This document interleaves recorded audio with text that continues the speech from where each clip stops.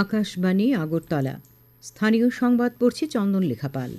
এখনকার বিশেষ বিশেষ খবর হলো, আগরতলার পূর্বাশা প্রাঙ্গণে আজ থেকে প্রথম কৃষক উৎপাদন সংগঠন মেলা শুরু হয়েছে। বিএসএফ বিজেপির মধ্যে ৫৫তম মহানির্দেশক পর্যায়ের সীমান্ত সমন্বয় সম্মেলন আজ নতুন দিল্লিতে শুরু হয়েছে। অর্থমন্ত্রী নির্মলা সীতারমণ অতি ক্ষুদ্র ক্ষুদ্র ও মাঝারি শিল্পের জন্য মিউচুয়াল ক্রেডিট গ্যারান্টি প্রকল্প চালু করেছেন। সদরের অনূর্ধ্ব ১৫ বছরের ক্রিকেট প্রতিযোগিতার সেমিফাইনালে উঠেছে চাম্পামোড়া কোচিং সেন্টার এবং এডিনগর কোচিং সেন্টার। এবারে আসছে বিস্তারিত সংবাদে। আগরতলার পূর্বাশা প্রাঙ্গণে আজ থেকে কৃষি ও কৃষক কল্যাণ দপ্তরের উদ্যোগে ৩ দিনব্যাপী প্রথম কৃষক উৎপাদন সংগঠন মেলা শুরু হয়েছে। কৃষিমন্ত্রী রতনলাল নাথ আজ বিকেলে মেলার উদ্বোধন করে বলেন, কেন্দ্রীয় সরকার কৃষি উৎপাদন বৃদ্ধি, কৃষি পণ্যের বাজার তৈরি ও কৃষি পণ্যের মধ্যস্বত্বভোগীদের দৌরাত্ম্য রুখতে কৃষক উৎপাদন সংগঠন বা এফপিও উন্নয়ন প্রকল্প তৈরি করে। রাজ্যে এই ধরনের ৫৮টি ব্লকে ৫৮টি এফপিওতে ন্যূনতম ১০০ জন কৃষক রয়েছেন। তিনি জানান, এক ত্রিপুরা শ্রেষ্ঠ ত্রিপুরা গঠনে কৃষির বিরাট ভূমিকা রয়েছে। রাজ্য সরকার কৃষিতে স্বয়ংভরতা অর্জনের লক্ষ্য নিয়ে কাজ করছে বলেও তিনি উল্লেখ করেন। কৃষিমন্ত্রী বলেন, এ পর্যন্ত প্রধানমন্ত্রী কৃষক সম্মান নিধি যোজনায় রাজ্যে ২,২৭,০০০ কৃষকের অ্যাকাউন্টে ৭৯০,৫০,০০০ টাকা দেওয়া হয়েছে। আগামী ২৫শে ফেব্রুয়ারি কৃষক সম্মান নিধির পরবর্তী অর্থরাশি দেওয়া হবে বলে তিনি জানান। অনুষ্ঠানে অন্যান্যদের মধ্যে বক্তব্য রাখেন সাংসদ রাজীব ভট্টাচার্য, আগরতলা পৌর নিগমের মেয়র দীপক মজুমদার।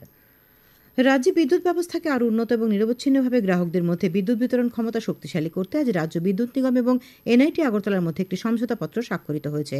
এই সমঝোতাপত্রের মাধ্যমে দুই প্রতিষ্ঠানের মধ্যে বিদ্যুৎ সম্পর্কিত জ্ঞান এবং প্রযুক্তির ভাগাভাগি, গবেষণা সহযোগিতা জোরদার করার লক্ষ্য নেওয়া হয়েছে। সীমান্তরক্ষী বাহিনী বিএসএফ এবং বর্ডার গার্ড বাংলাদেশ বিজিবির মধ্যে ৫৫তম মহানির্দেশক পর্যায়ের সীমান্ত সমন্বয় সম্মেলন আজ নতুন দিল্লিতে শুরু হয়েছে। এই সম্মেলন এ মাসের ২০ তারিখে শেষ হবে। বিএসএফের নেতৃত্ব দিচ্ছেন বিএসএফের মহানির্দেশক দলজিৎ সিং চৌধুরী এবং বিজেপির নেতৃত্ব দিচ্ছেন বিজেপির মহানির্দেশক মেজর জেনারেল মোহাম্মদ আশরাফুজ্জামান সিদ্দিকী। সম্মেলনে সীমান্তরক্ষী বাহিনীর মধ্যে আরও ভালো সমন্বয়ের জন্য সীমান্ত সম্পর্কিত বিষয়গুলি নিয়ে আলোচনা করা হবে। বাংলাদেশ ভিত্তিক দুর্বৃত্তদের দ্বারা বিএসএফ সদস্য এবং ভারতীয় অসামরিক নাগরিকদের ওপর আক্রমণ প্রতিরোধ, আন্তঃসীমান্ত অপরাধ প্রতিরোধের উপায়, একক সারির বেড়া নির্মাণ, বাংলাদেশে ভারতীয় জঙ্গি গোষ্ঠীর বিরুদ্ধে ব্যবস্থা এবং সীমান্ত পরিকাঠামো সম্পর্কিত বিষয়গুলি নিয়েও আলোচনা হবে। উল্লেখ্য, বিএসএফ বিজেপি সীমান্ত সমন্বয় সম্মেলন গত বছরের মার্চ মাসে বাংলাদেশের ঢাকায় অনুষ্ঠিত হয়েছিল। সমাজ কল্যাণ ও সমাজ শিক্ষামন্ত্রী টিঙ্কু রায় আজ কৈলাসহরে বেশ কিছু অনুষ্ঠানে অংশ নেন। ঊনকোটি কলাক্ষেত্রে মহিলা, শিশু, বয়োজ্যেষ্ঠ নাগরিক ও দিব্যাঙ্গদের কল্যাণে সরকারি কর্মধারার বিষয়ে সচেতনতামূলক কার্যক্রম উদ্বোধন করেন তিনি বলেন, মহিলা ও শিশু কল্যাণে কেন্দ্র ও রাজ্য সরকারের বিভিন্ন প্রকল্প ও কর্মধারার বিষয়ে জনপ্রতিনিধিদের সচেতন করার লক্ষ্যেই এই কর্মসূচির আয়োজন। তিনি বলেন, প্রবীণ নাগরিক ও দিব্যাঙ্গদের সার্বিক উন্নতি বিধানে সরকারের প্রয়াস অব্যাহত রয়েছে। বক্তব্য রাখেন ঊনকোটি জেলা পরিষদের সভাধিপতি অমলেন্দু দাস, জেলা শাসক দিলীপ কুমার চাকমা, দপ্তরের অধিকর্তা তপন কুমার দাস প্রমুখ। অনুষ্ঠানে ভারত সরকারের মিশন বাৎসল্যের আওতায় ৪ জনকে স্পন্সরশিপের মঞ্জুরিপত্র তুলে দেওয়া হয়। ক্রীড়ামন্ত্রী আজ কৈলাসহরের রাধাকিশোর ইনস্টিটিউশনে বিদ্যালয় শিক্ষা দপ্তর আয়োজিত রক্তদান শিবিরের উদ্বোধন করেন। উপস্থিত ছিলেন ঊনকোটি জেলার জেলা শাসক দিলীপ কুমার চাকমা, জেলা শিক্ষা আধিকারিক প্রশান্ত কেরিকদার প্রমুখ। অনুষ্ঠানে পৌরোহিত্য করেন কৈলাসহর পুর পরিষদের চেয়ারপারসন চপলা রানী দেবরায়। রক্তদান শিবিরে মোট ৬০ জন শিক্ষক ও শিক্ষাকর্মী স্বেচ্ছায় রক্তদান করেন। কৈলাসহরের বীরচন্দ্রনগর পঞ্চায়েতের হাওর অঞ্চলে মৎস্যচাষ, কর্মসংস্থান ও পর্যটনের লক্ষ্যে সুসংহত অ্যাকোয়া পার্ক নির্মাণের উদ্যোগ নেওয়া হয়েছে। এই উদ্দেশ্যে আজ মৎস্যচাষী জমির মালিক ও সরকারি আধিকারিকদের নিয়ে বৈঠক হয়। উপস্থিত ছিলেন মৎস্যমন্ত্রী সুধাংশু দাস, শ্রমমন্ত্রী টিঙ্কু রায়, ঊনকোটি জেলার জেলা শাসক দিলীপ কুমার চাকমা, মৎস্য অধিকর্তা সন্তোষ দাস প্রমুখ। কেন্দ্রীয় মৎস্যমন্ত্রী রাজীব রঞ্জন সিং চলতি ফেব্রুয়ারি মাসের শেষ সপ্তাহে এই অ্যাকোয়া পার্কে শিলান্যাস করবেন বলে মৎস্যমন্ত্রী সুধাংশু দাস জানিয়েছেন। উল্লেখ্য, এই অ্যাকোয়া পার্ক নির্মাণের জন্য কেন্দ্রীয় সরকার প্রাথমিকভাবে ৪৩ কোটি টাকা অর্থ মঞ্জুরি দিয়েছে। খবর প্রচারিত হচ্ছে আকাশবাণীর আগরতলা কেন্দ্র থেকে। আকাশবাণীর সংবাদের আপডেট পেতে লগ ইন করুন www.newsonair.com এবং নিউজ অন এআইআর অ্যাপ এবং টুইটার ও ফেসবুক প্ল্যাটফর্মে এআইআর নিউজ অ্যালার্টসে। ইউটিউবে লক্ষ্য রাখুন নিউজ অন এআইআর অফিসিয়ালে। এছাড়াও আকাশবাণী আগরতলার সংবাদ আপডেট পেতে দেখুন টুইটার বা এক্স হ্যান্ডেলে আকাশবাণী নিউজ আগরতলা, ফেসবুকে এআইআর নিউজ আগরতলা এবং ইউটিউবে আকাশবাণী নিউজ আগরতলা। অর্থমন্ত্রী নির্মলা সীতারমণ অতি ক্ষুদ্র ক্ষুদ্র মাঝারি শিল্পের জন্য মিউচুয়াল ক্রেডিট গ্যারান্টি বা ঋণদানের নিশ্চয়তা সংক্রান্ত প্রকল্প চালু করেছেন। শ্রীমতী সীতারমণ আজ মুম্বাইয়ে এক অনুষ্ঠানে এমএসএমইর জন্য এই প্রকল্পের সূচনা করে বলেন যে, গত 3টি বাজেটে যে এমএসএমইগুলির উপর জোর দেওয়া হয়েছিল সেগুলিকে এই প্রকল্প আরও শক্তিশালী করবে। এই প্রকল্পটি এমএসএমইগুলিকে কোনো রকম শর্ত ছাড়াই যন্ত্রপাতি বা সরঞ্জাম কেনার জন্য ১০০ কোটি টাকা পর্যন্ত ঋণ দেবে। Substantial money for development activities and for growth of MSMEs to the SIDBI itself. The SIDBI being the Small Industry Development Bank of India, is very well placed as an institution to understand the credit requirements of MSMEs. The cycle of business which MSMEs go through is very different from the large businesses. And when public sector banks deal with it, they do understand, they extend it accordingly. প্রধানমন্ত্রী নরেন্দ্র মোদী আগামী 23 ফেব্রুয়ারি রবিবার সকাল 11টায় আকাশবাণীর মন কি বাত অনুষ্ঠানে দেশ বিদেশের জনগণের সঙ্গে মত বিনিময় করবেন। এটি হবে মন কি বাতের 119তম পর্ব। প্রধানমন্ত্রী জনগণকে তাদের চিন্তাভাবনা মন কি বাতে জানাতে আহ্বান জানিয়েছেন। মাইগভ ওপেন ফোরাম এবং নমো অ্যাপে জনগণ তাদের মতামত পাঠাতে পারেন। তাছাড়াও টোল ফ্রি নম্বর 1800117800 নম্বরে কল করে হিন্দি বা ইংরেজিতে মতামত রেকর্ড করানো যাবে। তাছাড়াও 1922 নম্বরে মিস কল দিয়ে যে লিঙ্ক পাওয়া যাবে তাতেও SMS করা যাবে। এবারে মহাকুম্ভের খবর।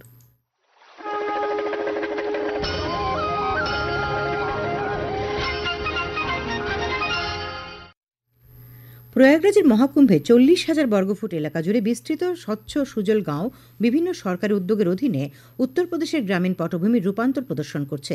এখানে দর্শনার্থীদের সামনে রাজ্যের সাফল্যের কাহিনী তুলে ধরা হয়েছে। বান্দা, ঝাঁসি, চিত্রকূট, ললিতপুর এবং মাহবা সহ বুন্দেলখণ্ডের জলের অভাবের সমস্যাগুলি কিভাবে সমাধান করা হয়েছে তা মডেল গ্রামটি তুলে ধরেছে। অতিথি দেবভব ঐতিহ্য অনুসারে দর্শনার্থীদের জলপ্রসাদ বা জলের নৈবেদ্য সেখানে পরিবেশন করা হয়। উল্লেখ্য, নমামি গঙ্গে এবং গ্রামীণ জল সরবরাহ বিভাগ দ্বারা স্বচ্ছ সুজল গাঁও তৈরি করা হয়েছে।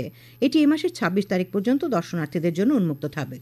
এদিকে শুধু আজই বিকেল 4টে পর্যন্ত প্রয়াগরাজের মহাকুম্ভে সঙ্গমে 1,23,00,000-এরও বেশি ভক্ত পুণ্যস্নান করেন।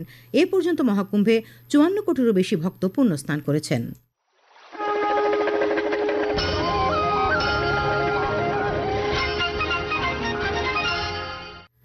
সিপাহীজলা জেলার জেলাশাসক অফিসের সভাগৃহে আজ 2024-2025 অর্থ বছরের সিপাহীজলা জেলাভিত্তিক দিশা কমিটির পর্যালোচনা বৈঠক হয়।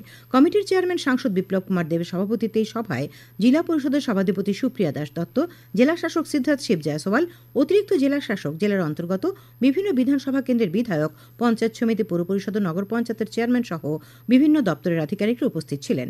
বৈঠকে সরকারি বিভিন্ন প্রকল্পে 2024-2025 অর্থ বছরে কাজের অগ্রগতির পর্যালোচনা করা হয়। এ বছর ত্রিপুরা মধ্যশিক্ষা পর্ষদ পরিচালিত উচ্চ মাধ্যমিক পরীক্ষায় মোট পরীক্ষার্থী 21,575 জন। এর মধ্যে ফাজিল পরীক্ষায় বসবে 19 জন এবং থিওলজি পরীক্ষায় বসবে 49 জন। মাধ্যমিক পরীক্ষায় মোট পরীক্ষার্থী 29,781। এর মধ্যে মাদ্রাসা আলিম পরীক্ষার্থী 111 জন।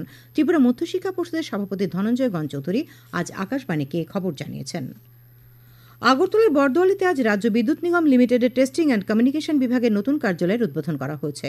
উপস্থিত ছিলেন নিগমের ব্যবস্থাপক অধিকর্তা Biswajit Basu, testing and communication বিভাগের deputy general manager Santosh Roy. ব্যবস্থাপক অধিকর্তা শ্রী বসু উদ্বোধনী ভাষণে বলেন, এই বিভাগের কার্যক্রম রাজ্যের বিদ্যুৎ সরবরাহে সঠিক ও নিরবিচ্ছিন্ন ব্যবস্থাপনায় গুরুত্বপূর্ণ ভূমিকা পালন করছে। ত্রিপুরা জন অধিকার সংগ্রাম পরিষদ 22 দফা দাবিতে আগামী 20 ফেব্রুয়ারি আগরতলার প্যারাডাইস চৌমুহনীতে 3 ঘণ্টার গণ অবস্থান পালন করবে।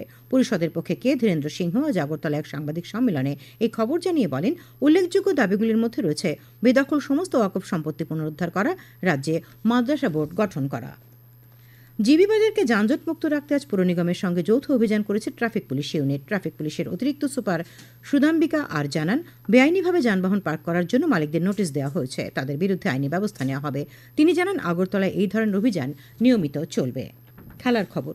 ত্রিপুরা ক্রিকেট অ্যাসোসিয়েশন পরিচালিত সদরের অনূর্ধ্ব 15 বছরের ক্রিকেট প্রতিযোগিতার সেমিফাইনালে উঠেছে চাম্পামুড়া কোচিং সেন্টার এবং এডিনগর কোচিং সেন্টার। আজ আসরের 2টি কোয়ার্টার ফাইনাল অনুষ্ঠিত হয়।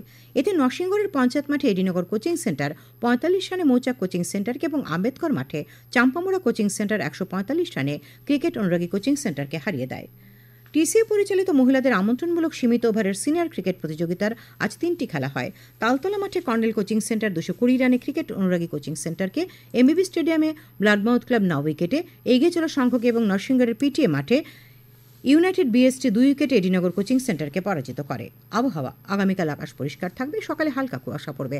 তাপমাত্রা সর্বোচ্চ 30 ডিগ্রি সেলসিয়াস এবং সর্বনিম্ন 19 ডিগ্রি সেলসিয়াসের কাছাকাছি থাকবে। আজ দিনের সর্বোচ্চ তাপমাত্রা ছিল 30.8 ডিগ্রি সেলসিয়াস এবং সর্বনিম্ন 16.8 ডিগ্রি সেলসিয়াস। শেষ করার আগে খবরের বিশেষ অংশগুলি আরেকবার। আগরতলার পূর্বাশা প্রাঙ্গণে আজ থেকে প্রথম কৃষক উৎপাদন সংগঠন মেলা শুরু হয়েছে। বিএসএফ এবং বিজিবির মধ্যে ৫৫তম মহানির্দেশক পর্যায়ের সীমান্ত সমন্বয় সম্মেলন আজ শুরু হয়েছে। অর্থমন্ত্রী নির্মলা সীতারামন অতি ক্ষুদ্র মাঝারি শিল্পীর জন্য মিউচুয়াল ক্রেডিট গ্যারান্টি প্রকল্প চালু করেছেন। সদরের অনূর্ধ্ব ১৫ বছরের ক্রিকেট প্রতিযোগিতার সেমিফাইনাল উঠেছে চাম্পামোড়া কোচিং সেন্টার এবং এডিনগর কোচিং সেন্টার। স্থানীয় সংবাদ আজকের মতো এখানে শেষ হলো।